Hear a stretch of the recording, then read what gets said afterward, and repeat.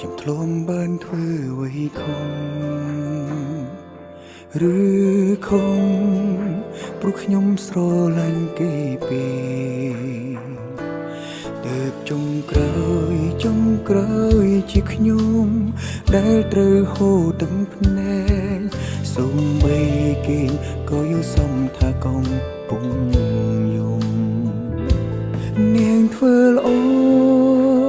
ចំពោះគេគ្រប់គ្នាគេគ្រប់គ្នាគឺលើកលែងតែខ្ញុំស្នាមរបួសវាមុនជ្រៅពេកហើយទូបោះស្រាយយ៉ាងណាឬរៃរ៉ាំបាត់ណាឲ្យស្មើរឿងរ៉ាវខាងក្នុងសម្រាប់ចិត្តជឿយកភាពស្ងៀមស្ងាត់នៅម្នាក់ឯងហើយសង្ឃឹមថាការជឿចិត្តនឹងឆាប់បានធូរស្បើ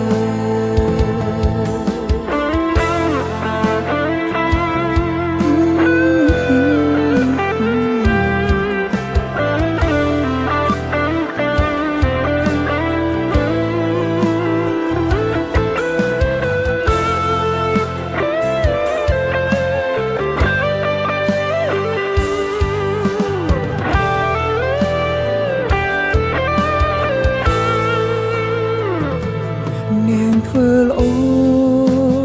ចំពោះគេគ្រប់គ្នា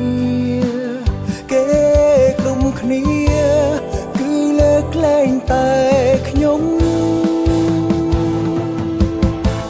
ស្នាមរបួសវាមុនជ្រៅពេកហើយទូបោះស្រាយយ៉ាងណា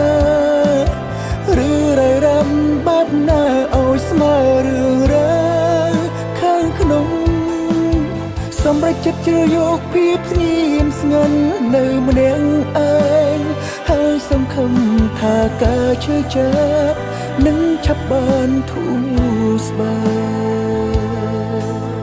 ស្នាមរបួសវាមុនជ្រៅពេកហើយគួរបោះស្រាយយ៉ាងណាឬរៃរ៉ាប់បែបណាឲ្យស្មើរឿងរ៉ាវសម្រាប់ចិត្តជឿយកភាពស្ងៀមស្ងាត់នៅម្នាក់ឯងហើយសង្ឃឹមថាការជឿចិត្តនឹងឆាប់បានធូរស្បើ